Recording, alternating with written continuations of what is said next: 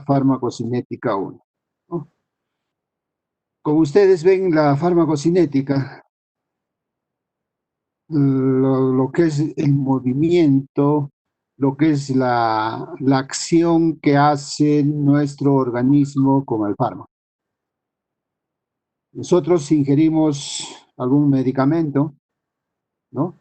Y nuestro organismo se encarga del movimiento de este fármaco y lo lleva hacia el órgano efector, ¿no? Si nosotros ingerimos por la boca, o por la vía endovenosa, o por la vía intramuscular. Entonces, nosotros tenemos varias vías, ¿no?, de absorción, vías en las que el medicamento va a absorberse. Si lo hacemos con una vacuna, por ejemplo, o una adrenalina por vía subcutánea, ¿no?, entre la dermis y la piel. Si lo hacemos por vía intramuscular, tiene que ser la inyección a través del músculo, insertarlo y colocar el fármaco.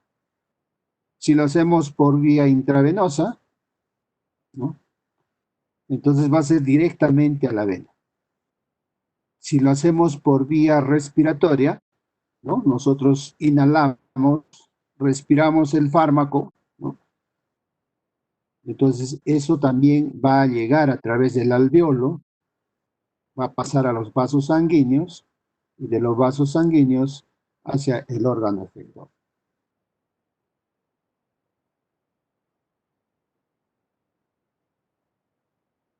Vamos a hablar dos conceptos importantes en la farmacocinética. Vamos a hablar sobre la absorción. Ustedes saben que en la farmacología, ¿no?, o también en la fisiología, entendemos bien los pasos que hay del fármaco. Primero se absorbe, ¿no? Una vez que llega a la sangre, se distribuye, se metaboliza y se elimina. Hablar de absorción es que llegue a la sangre. La distribución lo hace el organismo, ¿no?, a través de los vasos sanguíneos y primero irá a los órganos más irrigados, ¿no? Órganos más irrigados que son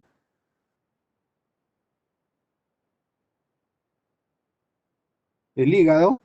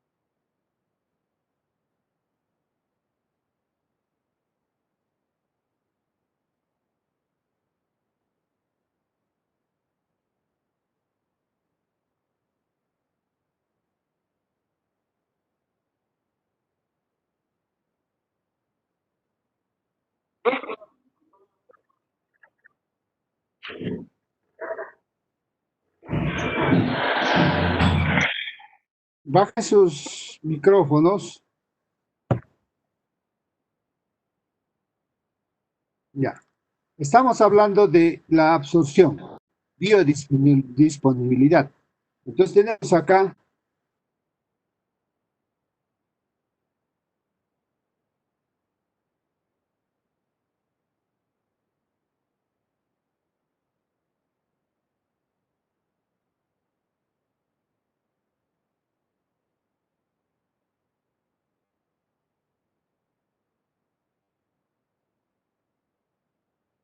¿escuchan? ¿Doctor? Sí, doctor. Ya. Sí, Vamos doctor. a continuar. En la farmacocinética hay dos conceptos importantes. Nosotros sabemos cuánto de disponibilidad biológica tenemos del fármaco, ¿no? Entonces, esta biodisponibilidad del fármaco, nosotros vamos a ver cuál es el porcentaje que queda después de que el fármaco sea absorbido. Nosotros sabemos que va a pasar por el hígado, ¿no? Y al pasar por el hígado, ¿no? El 100%, ¿sí? ¿Aló?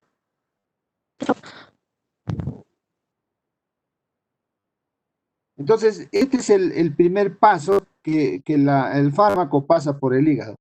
Nosotros sabemos, por fisiología, de que los órganos más irrigados, el hígado es el principal órgano bien irrigado. Más o menos tiene el 27%, ¿no? De todo la sangre que nosotros tenemos, ¿no? Los varones de 5 litros, las mujeres de 4 litros y medio. Por lo tanto, ese filtro del primer paso, ¿no? Nosotros una vez que el fármaco ha pasado por el hígado, ¿no? Al torrente circulatorio, de ese 100% va a llegar solo el 80%. ¿Y cuánto va a llegar al órgano efector? ¿Cuánto va a llegar a donde se dirige el fármaco? El 50%. Este es un ejemplo de biodisponibilidad. Luego que está en mi cuerpo y me va a hacer efecto, hablamos del principio activo, ¿no? Entonces los diferentes fármacos, ¿no? Van a ser del principio activo. Entonces vamos a hablar sobre la biodisponibilidad.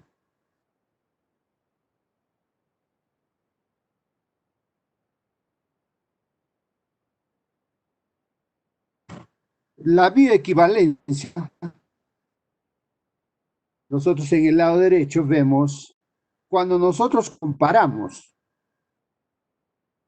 fármaco A, fármaco B.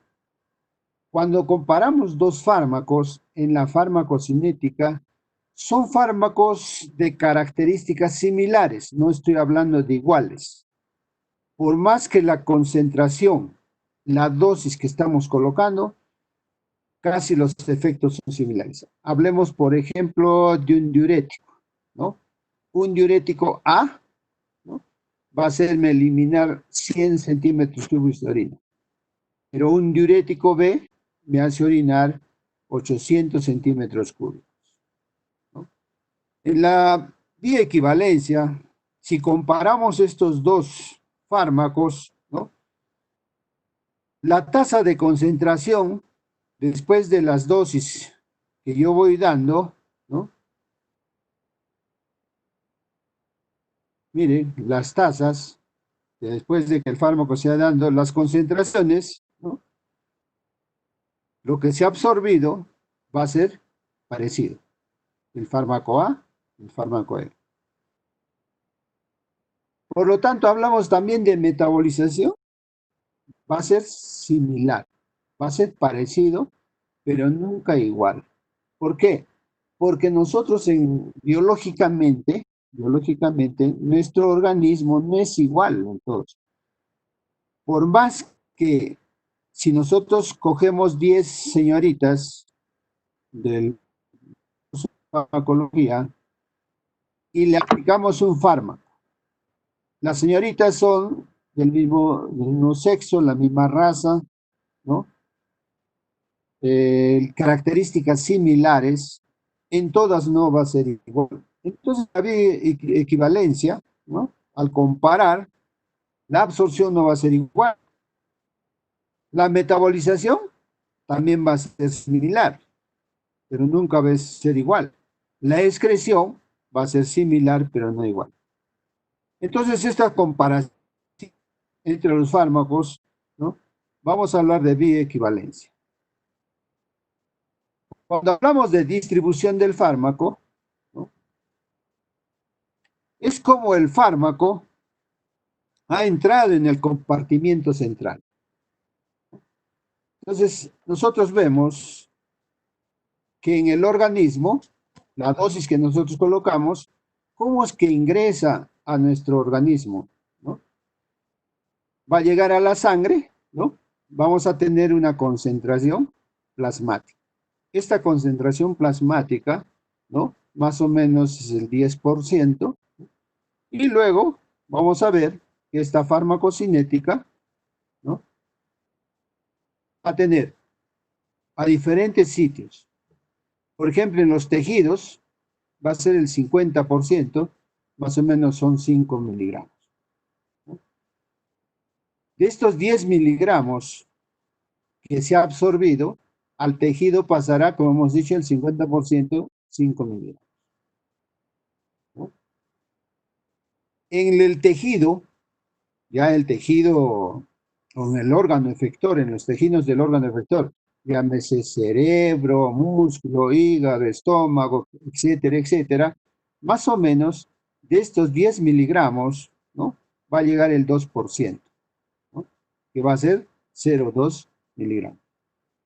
Por lo tanto, miren cómo es la distribución en nuestro organismo, ¿no? En las proteínas plasmáticas es el 3%, ¿no? Lo que me va a dar 1,3 miligramos de estos 10 miligramos. Y en el tejido graso, ¿no? En los rollitos que tenemos, 2,5 miligramos. Entonces, nuestro órgano blanco, ¿no? Nuestro órgano blanco, lo que me interesa puede estar en algún sitio el fármaco. Por lo tanto, cuando nosotros hacemos, bueno, ahora no se va a poder hacer la práctica, administramos un fármaco, tenemos que saber dónde se encuentra el fármaco, en qué sitio se encuentra el fármaco. Y entonces hablamos desde el plasma hasta la grasa, entonces la distribución en el torrente sanguíneo, ¿no? Va a ser tricompartimental. Primero irá la distribución a los órganos de mayor irrigación, ¿no? Segundo, a los órganos de mediana irrigación, ¿no? Y tercero, el tercer compartimiento irá a los tejidos que tienen poca irrigación.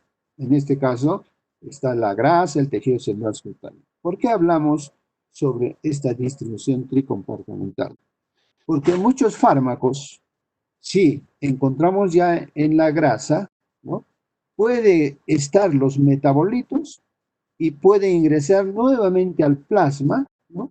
Y hacer su redistribución del fármaco. Entonces, cuando hablamos de distribución, tenemos que tener bien entendido la redistribución del fármaco. Les pongo un ejemplo. Si yo coloco para dormir, ¿no? Un fármaco, ¿no? Por vía endovenosa, la concentración plasmática, hacia el órgano efector, el cerebro, ¿no? Y va a provocarse el efecto.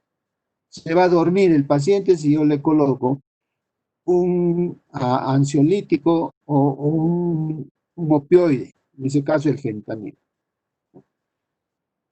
Entonces, tenemos que ahondar bien lo que son las proteínas plasmáticas, ¿no? Que a veces tenemos como neutralizantes del fármaco. A veces tenemos que tener en cuenta también la barrera hematoencefálica, ¿no? La barrera placentaria, porque no es igual la distribución del fármaco. Entonces, el fármaco que va a estar en el órgano efector, el cerebro, ¿no? Nosotros ya vamos a hablar de un espacio del inicio de acción del fármaco, lo que vamos a tener la próxima clase, la farmacodinámica, ¿no? Entonces vamos a ver en el sitio efector, que es el fármaco. Cuando hablamos de eliminación, ¿no? Nosotros sabemos que la principal eliminación es renal, ¿no? Puede ser la eliminación hepática, la eliminación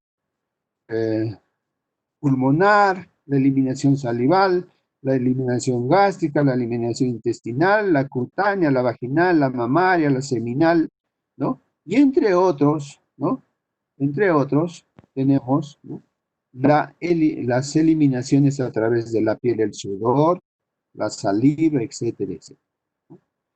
Entonces, lo que nosotros vemos en la eliminación del fármaco, ¿no? Con la metabolización son parejos. Por lo tanto, no he tocado mucho la metabolización porque van de la mano tanto la eliminación como la metabolización de los fármacos.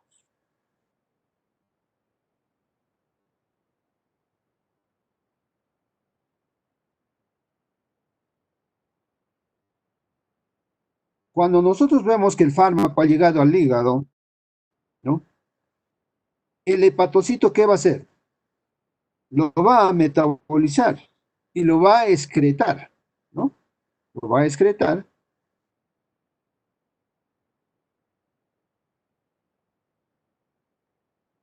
Pero esa excreción, ¿cómo lo hace? A un capilar biliar o bilis.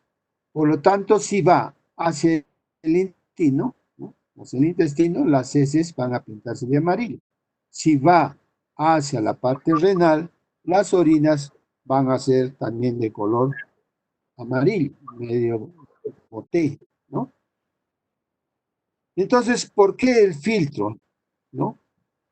Y entonces el filtro en la parte biliar, ¿no?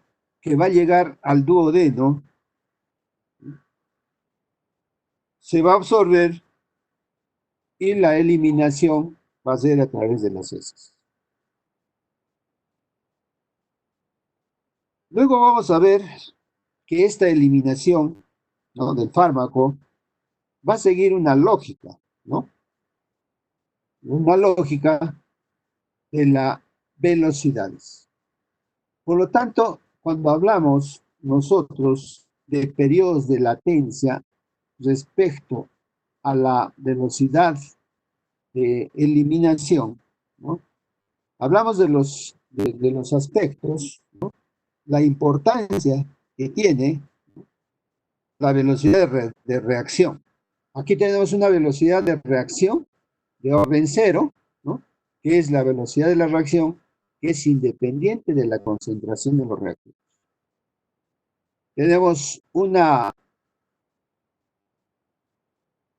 aspecto de primer orden, ¿no? La velocidad de reacción es proporcional a la concentración de uno de ellos. Y la de segundo orden, la velocidad de reacción es proporcional a la concentración de los dos reactivos.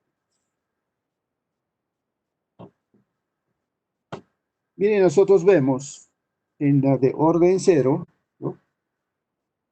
Vamos a administrar 10 miligramos, ¿no? De un fármaco, por ejemplo, de diazepam, de alcohol, ¿no? Si administramos 10 miligramos, ¿no? La velocidad de reacción, lo que nos va a botar es 1 miligramo, ¿no? 1 miligramo que es independiente, ¿no? De la concentración de los reactivos. Si es 60 miligramos, como la reacción es independiente, la concentración va a seguir 1 miligramo. Si es 100 miligramos, también va a ser de 1 miligramo, ¿no? Entonces, como se pueden dar cuenta aquí, que la velocidad de reacción es independiente de la concentración de los reactivos, ¿no? O sea que la velocidad va a ser igual, ¿no? Así nosotros lo aumentemos las dosis, ¿no? Si nosotros vemos la de orden cero, por ejemplo, ¿no?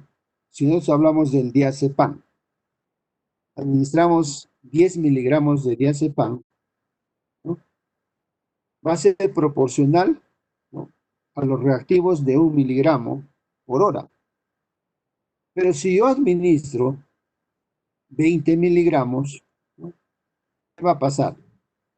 Va a ser, ¿no? La concentración de los reactivos va a ser 2 miligramos por hora.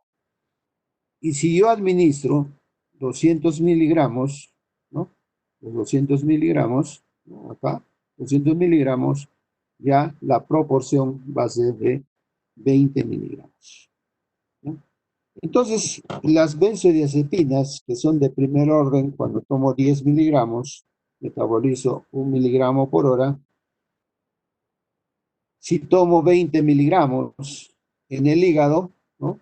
La metabolización de 2 miligramos, ya pasamos a la de primer orden, ¿no?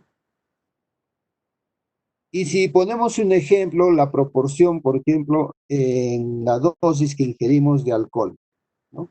El alcohol, ¿qué va a hacer? Si nosotros el alcohol lo ponemos de 10, 60, 100 miligramos, 1, 2, 3 botellas, 6 botellas, media caja, una caja de cervezas, ¿no? Entonces nosotros vamos a ver la proporcionalidad a las dosis que ingerimos. Si tomamos 6, caerá en 10. Si tomamos 20, ¿no? Vamos a ir aumentando la proporción. Y entonces va a ser de orden 0.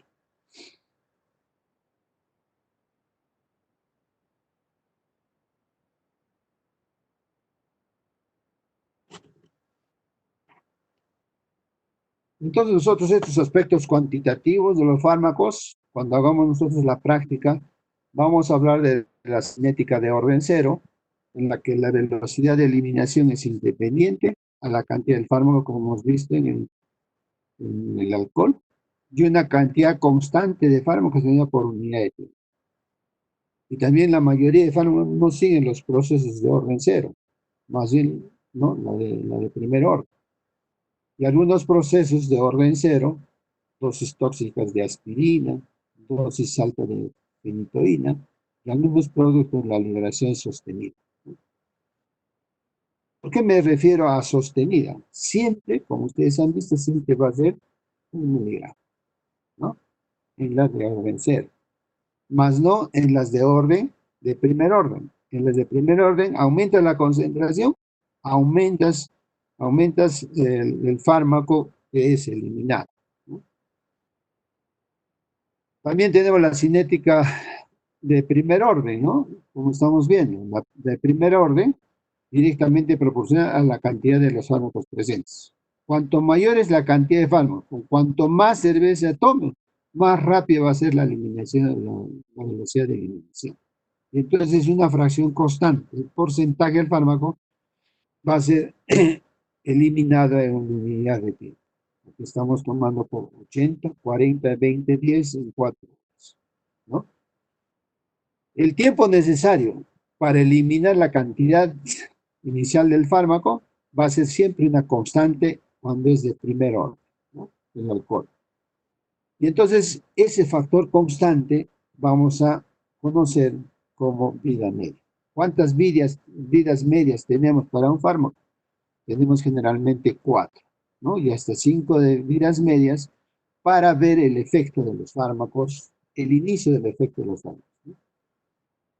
Y la mayoría de fármacos van a seguir este primero. En el metabolismo, ¿no? Nosotros hemos dicho que metabolismo va a ser un proceso continuo con la eliminación, porque este va a preceder del otro. El metabolismo precede a la eliminación, cuando hay que metabolizar, pero si el fármaco se puede eliminar sin metabolizar, pasa la eliminación sola, ¿no? Y entonces, ¿cuál es la lógica? Es que tienes un fármaco lipofílico, ¿no? Tienes un fármaco lipofílico que ha pasado las membranas por ser lipofílico. Y todo que tu hígado, los tejidos metabolicen, la mayoría que es en el hígado, ¿no? Lo van a hidrolizar. Por lo tanto, va a haber una reacción de óxido-reducción. Y entonces, al oxidarse, ¿no? Nosotros vamos a hacer una serie de reacciones químicas que llevan el nombre, tanto esta lipofílica con la hidrólisis, va a ser la primera fase, la fase 1. Y entonces, estos elementos lipofílicos, ¿no?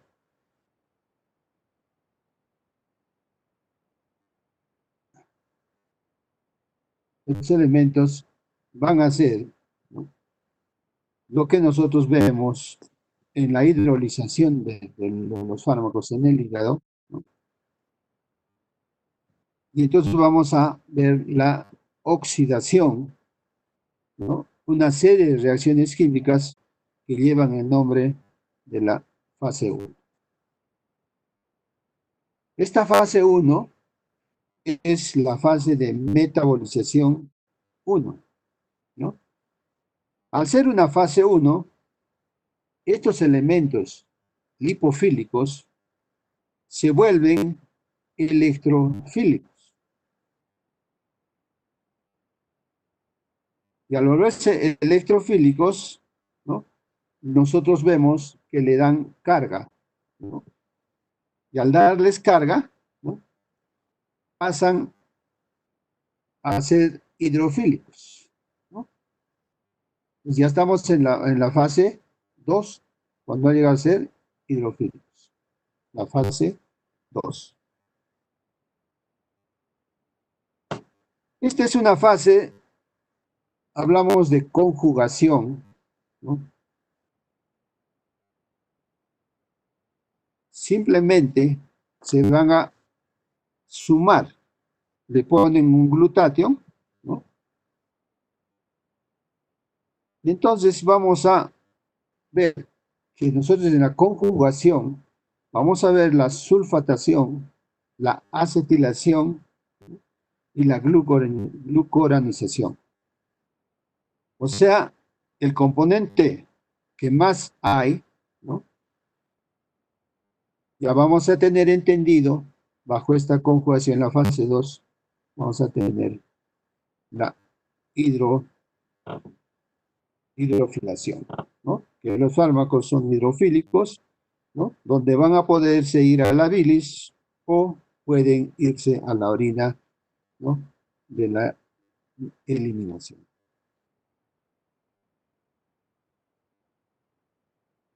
Esa es la lógica del metabolismo, ¿no? La lógica del metabolismo, volvemos a repetir, la fase 1, reacciones químicas de óxido-reducción, la hidrólisis, ¿no?, para volverlos electrolitos y los nucleófilos, ¿no?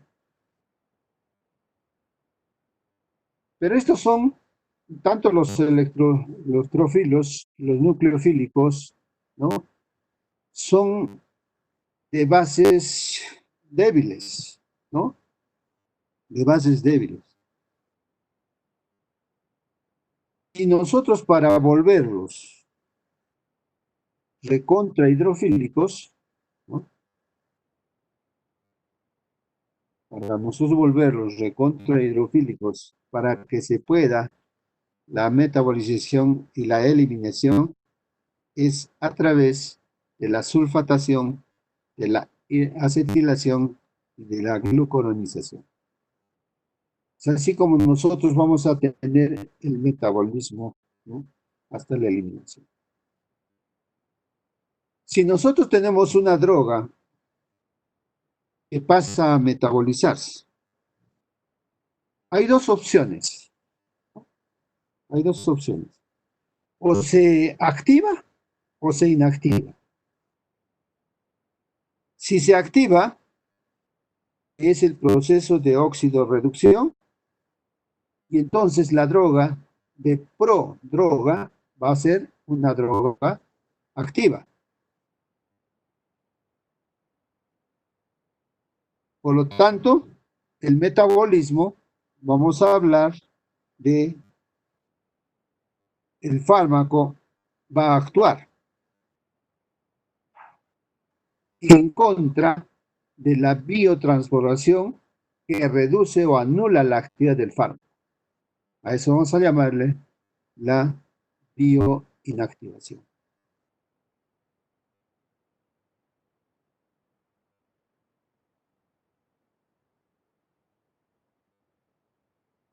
Cuando la droga llega al hígado, ¿no? Y en el hígado se ha metabolizado, ya no son prodrogas, ya no son prodrogas, sino son drogas en la biotransformación, ¿no? Es al revés. Cuando se reduce la actividad, se llama bioinactivación, porque lo inactivan. Y la gran pregunta es, ¿por qué ha puesto esto de 2 si el CYP450 es una gran familia de enzimas que nosotros vemos que es la encargada, ¿no?, de la mayoría de procesos de metabolización? Básicamente, el P450 son nuestras limpiadoras del hígado. Estas enzimas trabajan con oxígeno y el NADPH. Entonces, si tenemos oxígeno y NADPH, son reacciones oxidadoras. Se van a meter con las drogas, ¿no?, con químicos, con sustancias químicas, ¿no?, del medio ambiente. Vamos a ver que también con esteroides, con hormonas, ¿no? Y este producto de la acción enzimática, nosotros vamos a tener los metabolitos. Entonces, los metabolitos, ¿no?, polares, hidroxilados, ¿no?, y algunos desactivados, ¿no? Algunos activados en la bioactivación, ¿no? La quimioterapia del cáncer, las mutagénicas en la carcinogénesis, ¿no?, ¿no? Y desactivados en las drogas de eliminación. También, ¿no?, estos metabolitos polares hidroxilados van a producir hormonas.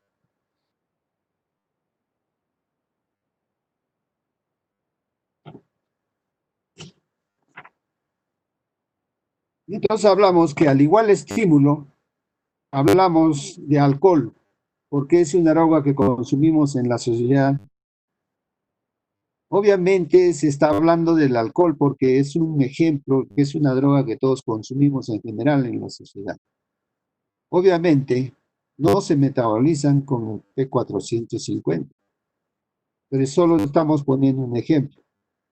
Cuando hablamos de inducción de drogas, significa que otras pueden inducir a este P450. Y entonces va a ir a otros sistemas enzimáticos y hacen que las otras drogas se van a metabolizar más rápido. ¿Qué va a pasar si yo tomo fenobarbital o tomo phenytoin y a la vez tomo warfarina? Entonces el P450 va a metabolizar más rápido a la warfarina.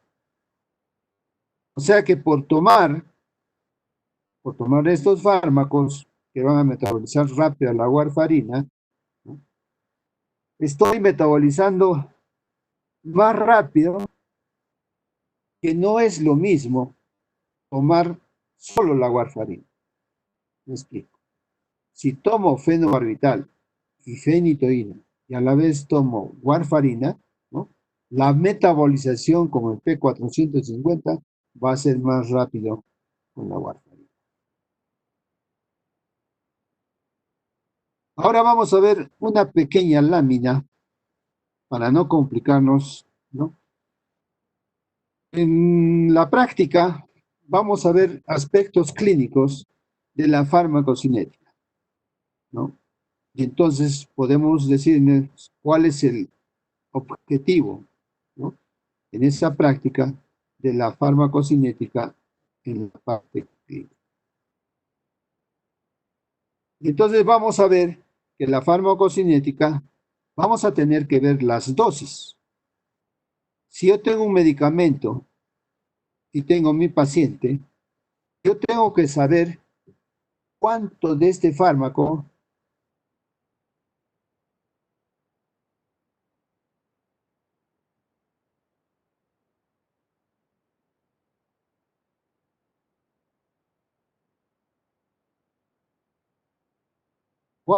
medicamento está disponible. Entonces estoy hablando de biodisponibilidad. ¿Qué pasó?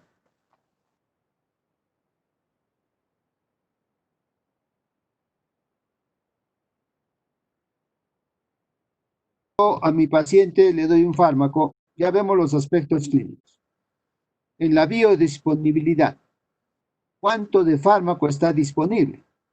Y entonces esto va relacionado a la concentración máxima que hay en el hígado, que es igual a 1, menos el clearance hepático, ¿no? Y entonces vamos a ver cuál es el clearance hepático sobre el flujo sanguíneo hepático, o sea, esa concentración que hay en el hígado.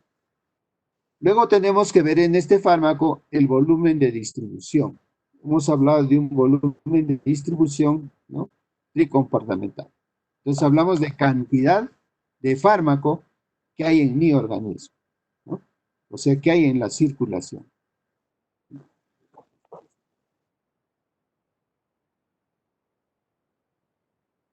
Si tú eres un paciente gordito, ¿no? Pacientes obesos, o si es el paciente flaquito, o de repente es un paciente anciano, o si tienes un problema de salud, el fármaco puede ser A, B, C o D.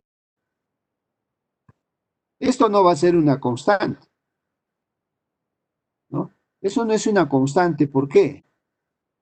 Porque hablamos nosotros en biología de una variedad biológica en que todas las personas, por más que sean similares, no van a ser iguales.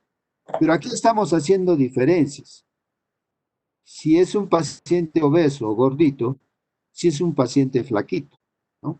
O es un paciente joven, o es un paciente anciano, o es un paciente niño, ¿no? Si nosotros le indicamos 500 miligramos de un antibiótico cada 8 horas durante 7 días, entonces nos podemos preguntar, ¿no? ¿Por qué le dan lo mismo al obeso, al anciano, ¿no? Al flaquito? Pues vamos a decir qué le pasa a este médico. Lo que pasa que en la farmacología siempre asumimos constantes farmacocinéticas.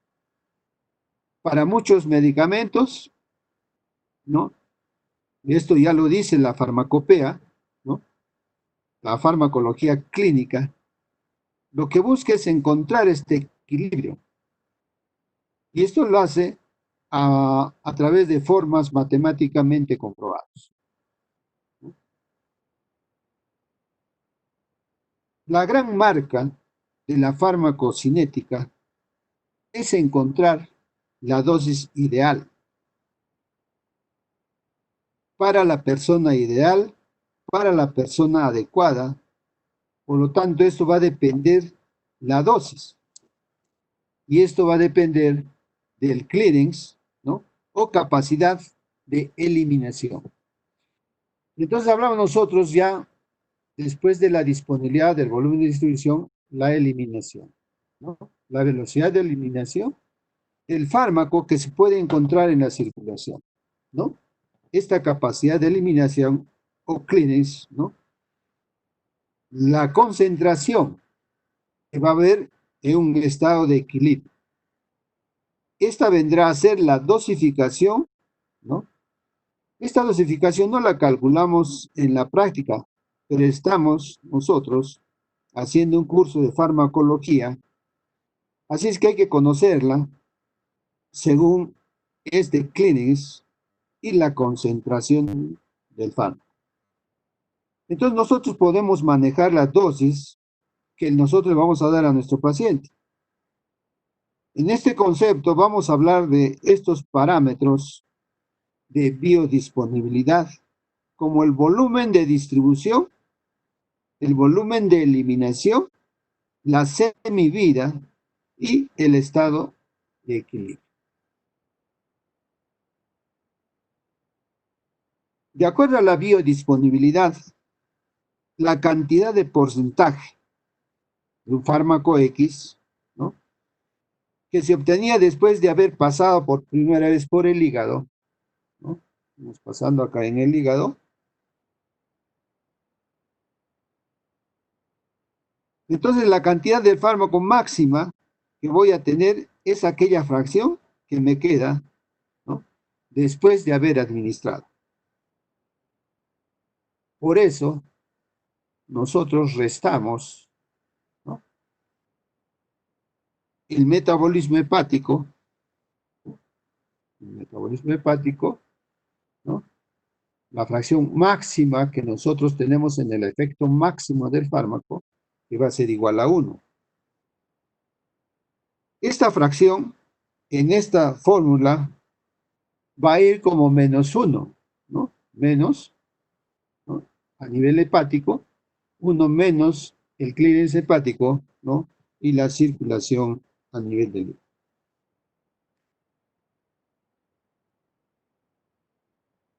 ¿Qué es el volumen de distribución? Si nosotros hablamos de volumen de distribución, si no tenemos 5 litros de sangre, va a decir que este fármaco en mi organismo, ¿no?, la medida que permite conocer dónde se ha metido, dónde se encuentra el fármaco, ¿no? Nosotros tenemos la experiencia, yo soy anestesiólogo, y cuando nosotros colocamos un fármaco por vía endovenosa, tenemos que tener entendido dónde está nuestro fármaco, hacia qué órgano efector, ¿no?, va a estar. ¿Por qué? Porque no es igual si yo administro un fármaco para dormir, ¿no?, también me va a quitar algunos reflejos, ¿no?, como es la relajación. Y entonces el fármaco hace una redistribución, ¿no?, y esta redistribución del fármaco puede ser que esté guardada en la grasa, en el tejido celular subcutáneo. Desde estos sitios va a venir la redistribución del fármaco. Una anécdota importante que siempre comento a los alumnos. Ustedes saben que los opioides, fármacos, que son para quitar el dolor, la morfina, el fentanilo, ¿no?, son fármacos potentes para dar analgesia, pero también son fármacos que producen sueño. La próxima clase ya vamos a hablar sobre los receptores, ¿no?, los receptores que son para el dolor y los receptores que son al sueño. Y estos fármacos tienen esos dos tipos de receptores. Me quita el dolor, pero también me da sueño, ¿no?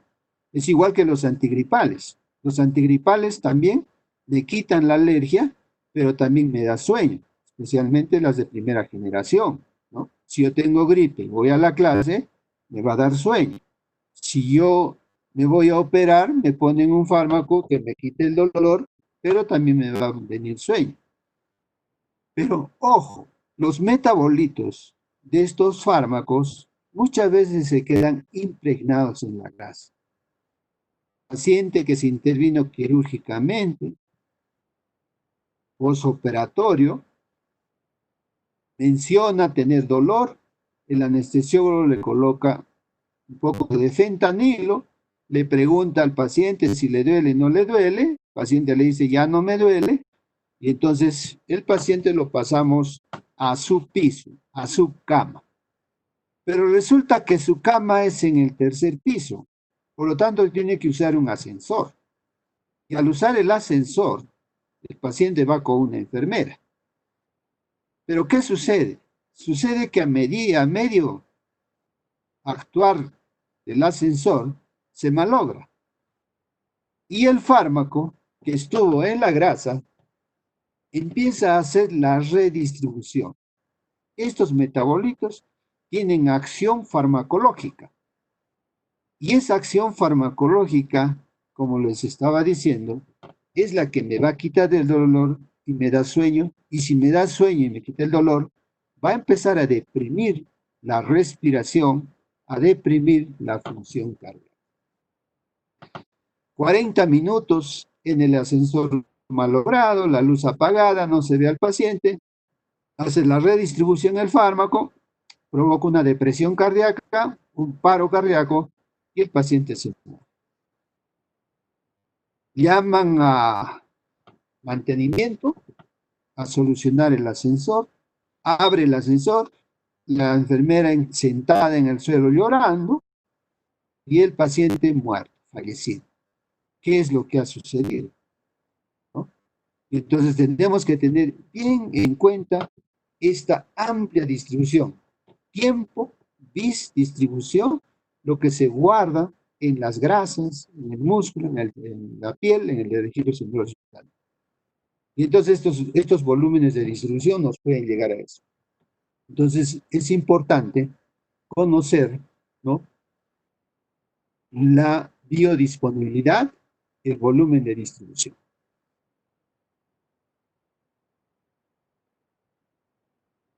¿Por qué el fármaco que nosotros tenemos sobre la concentración en el plasma? Estamos hablando de este fármaco del fentanilo, que es enorme. Y entonces vamos a ver que es un medicamento lipofílico, que tiene 500 veces más de fármaco que hay en el organismo, que lo que hay en la sangre. ¿Dónde están entonces esas 500 veces del fentanilo, de la morfina? ¿Por qué se nos mueren los pacientes en recuperación posanestesia? ¿Por qué se nos mueren los pacientes en piso y no sabemos usar los fármacos? ¿Dónde va a estar esas 500 veces? Va a estar en la grasa, va a estar en el músculo, va a estar en el hueso, va a estar en el tejido celular cutáneo. En cambio, los fármacos que tienen la concentración más cercana a la concentración del plasma, o sea, solamente está en el plasma, en la sangre, tienen un volumen de distribución más corto, ¿no? Solamente están en tu sangre, ¿no?, y solamente va a tener acción. Pero en la sangre tenemos que tener entendido cuánto de este fármaco, ¿no?, está ligado a proteínas, porque es importante saber en la farmacocinética cuánto de este fármaco se liga a proteínas plasmáticas, cuánto es la fracción libre de este fármaco. Y esto lo vamos a ver en otra clase. Nuestro paciente continúa, ¿no? Y entonces vamos a ver la eliminación, ¿no? La eliminación, digamos, es el clearance, ¿no? Es la velocidad, ¿no?, de eliminar un fármaco. ¿Cuándo elimino un fármaco? Es en relación a la concentración de este, ¿no? ¿Cuál es el clearance renal? La cantidad de fármaco que se limpia por unidad de tiempo y por unidad de filtración renal, por unidad de filtración hepática, por unidad de volumen de este flujo hepático, ¿no? Así podemos hablar también en las lágrimas a nivel pulmonar, etc. Cuando yo sumo, ¿no?, el clearance renal, el clearance hepático y otros, ¿no?, me va a dar, ¿no?, el clearance total, ¿no?, de mi organismo.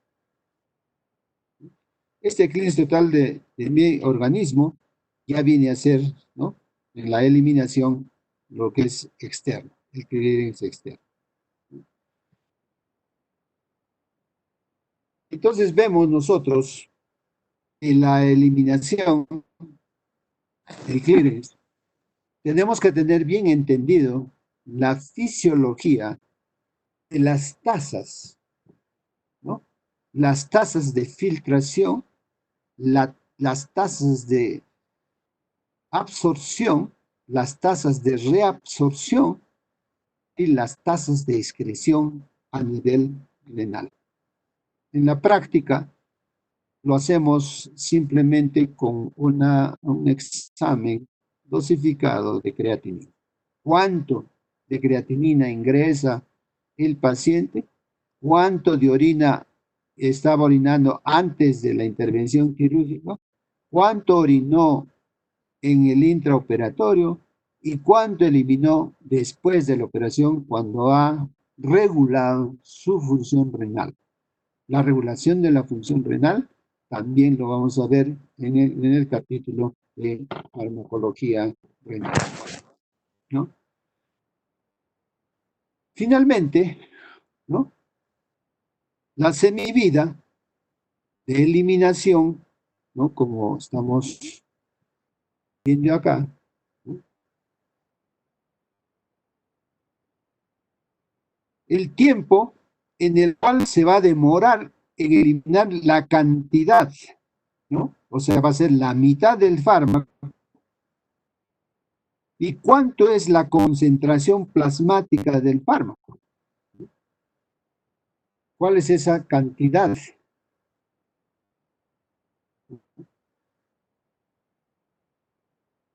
De eliminación del fármaco.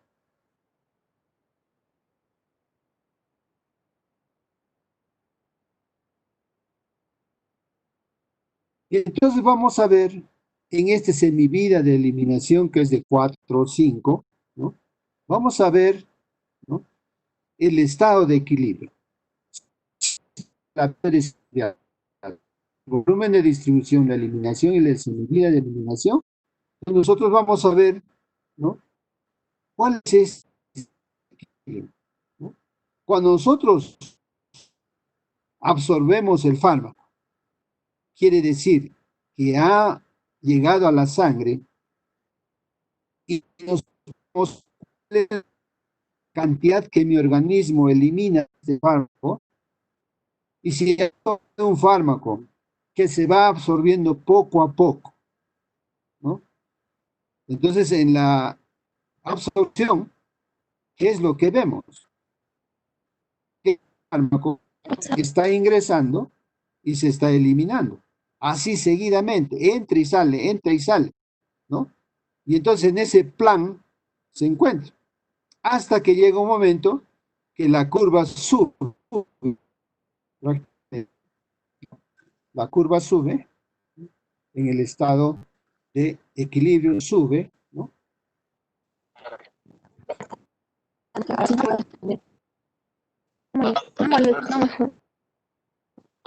¿No? ¿Aló? ¿Qué pasa? Y entonces el fármaco que nosotros está eliminando se queda con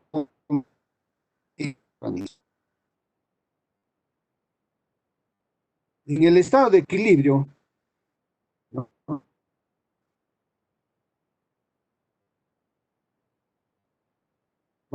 vamos a ver que el reloj de 4 horas, ¿no? O sea, 4 vidas medias son en 4 horas. En 16 horas, ¿cómo será? ¿No? Si acá vemos 1, 2, 4, 6, ¿cómo va a ser? ¿No?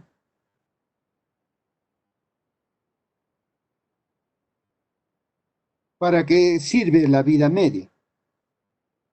Cuando tú tomas un fármaco, el médico no sabe, muchas veces no sabemos lo que recetamos, porque así está la guía, la norma, está haciendo, lleva tu fármaco, ¿no?, al sitio.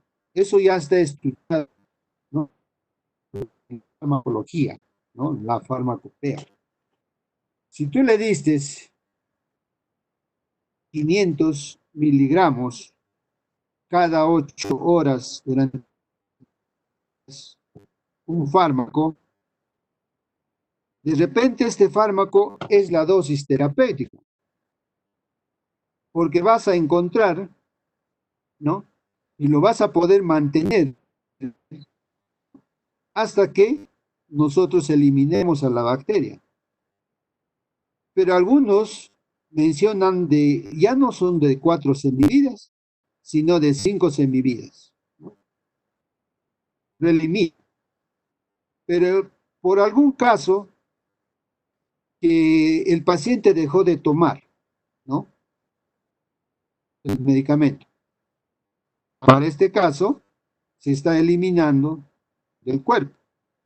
¿Cuántas semividas habrán aproximadamente? Se ha cortado el tratamiento. Y entonces ahí vemos, ¿no? Lo que es este acortamiento del fármaco. Las concentraciones en el estado de equilibrio es proporcional a la dosis, ¿no? Y al intervalo, y al intervalo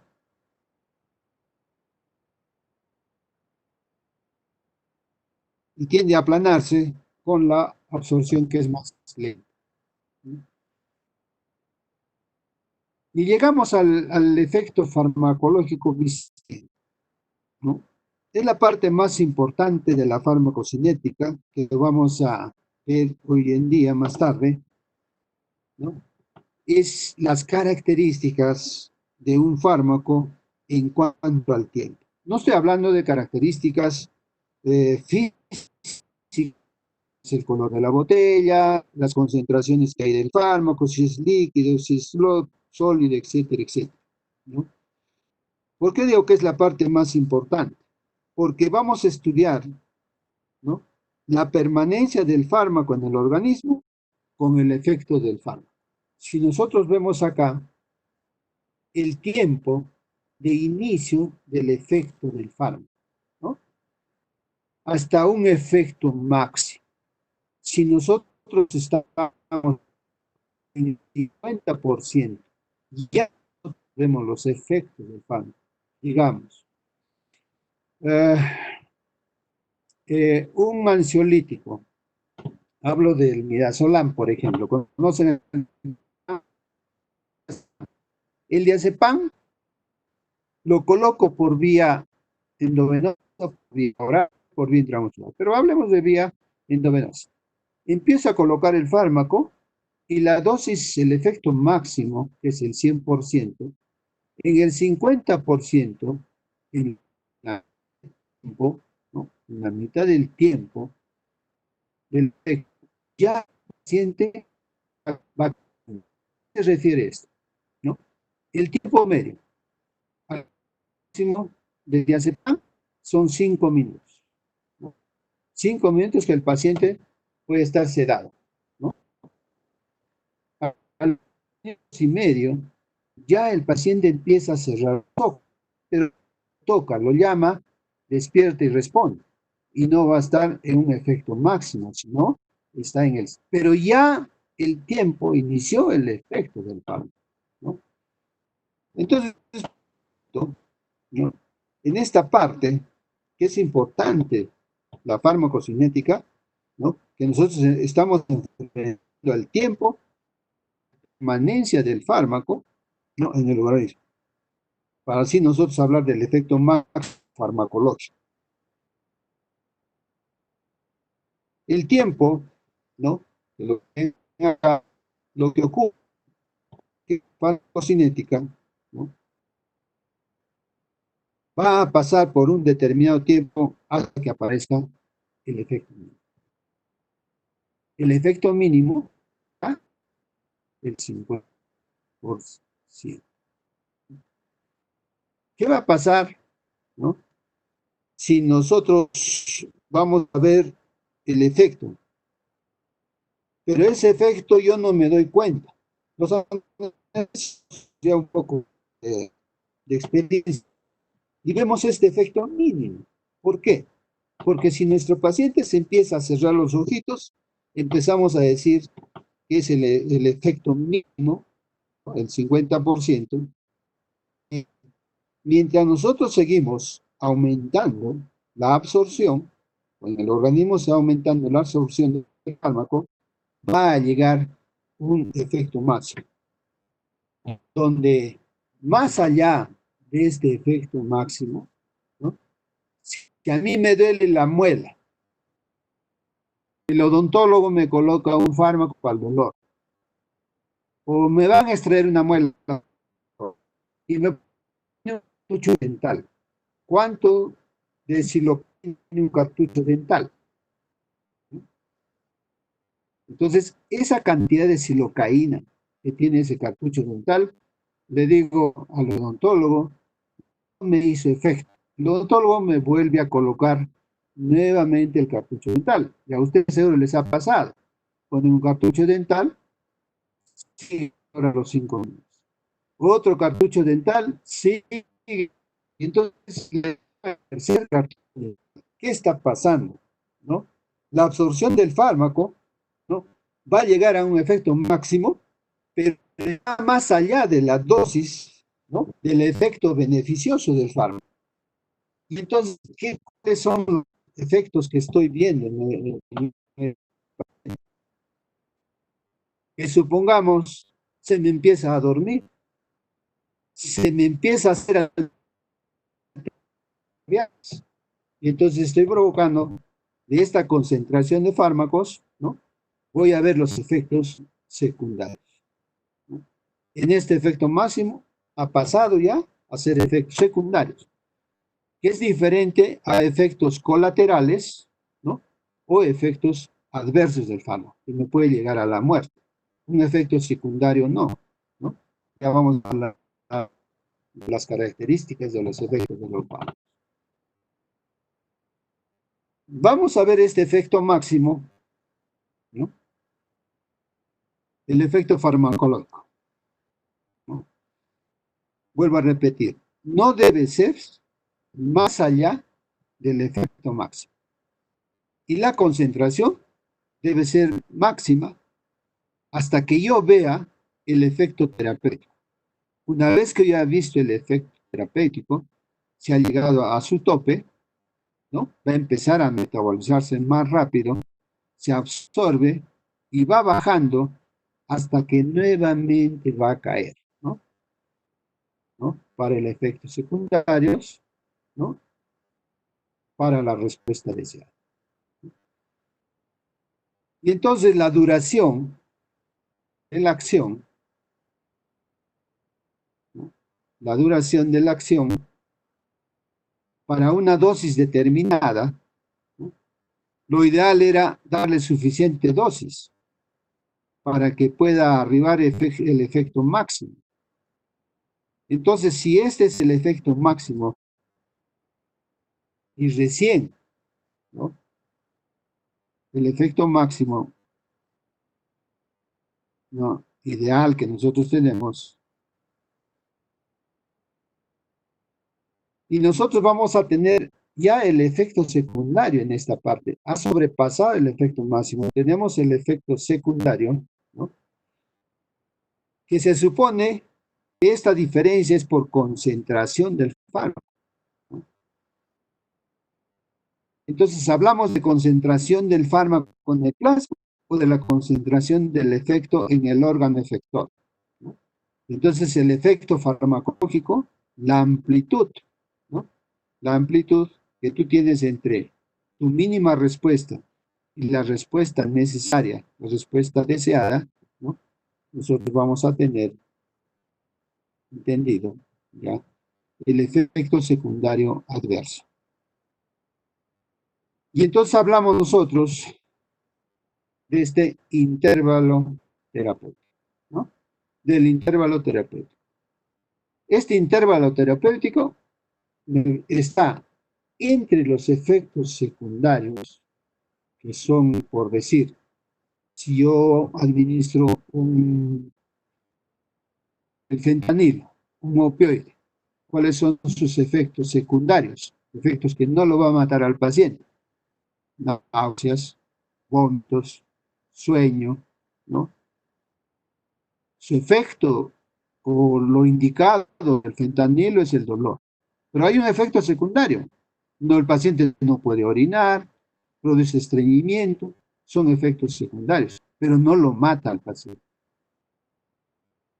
Pero si yo tengo una respuesta, ¿no?, de efecto adverso, es cuando ya este efecto, por concentración del fármaco, habernos sobrepasado el efecto máximo, ¿no?, nosotros vamos a tener, por un fentanilo, la muerte, como es el caso que yo les he mencionado, ¿no? Entonces, lo que tenemos que entender acá es encontrar este intervalo terapéutico. No tenemos que confundir con el índice terapéutico, ¿no? Entre el efecto mínimo y el efecto máximo, el 50% va a ser el índice terapéutico, en el cual ya se han estudiado, ¿no? En seres humanos se ha estudiado el índice terapéutico desde la toxicidad, ¿no? Desde la toxicidad o a los efectos secundarios de los fármacos.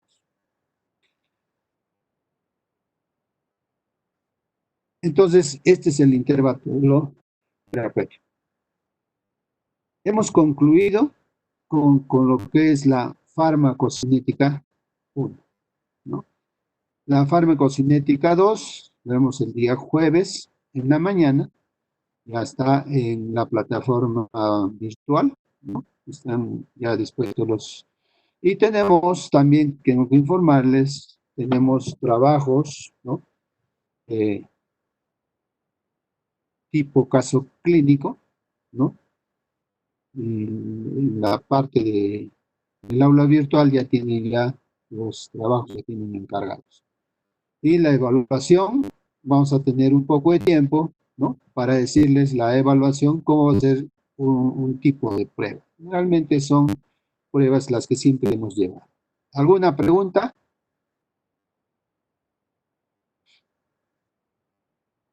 Muchísimas gracias. Nos vemos a las 9 de la mañana para hacer la segunda parte, que es la práctica.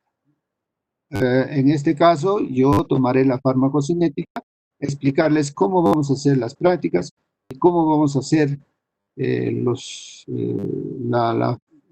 casos clínicos que vamos a presentar con este esquema de la práctica clínica. Muchas gracias. Hasta luego. Hasta las 9.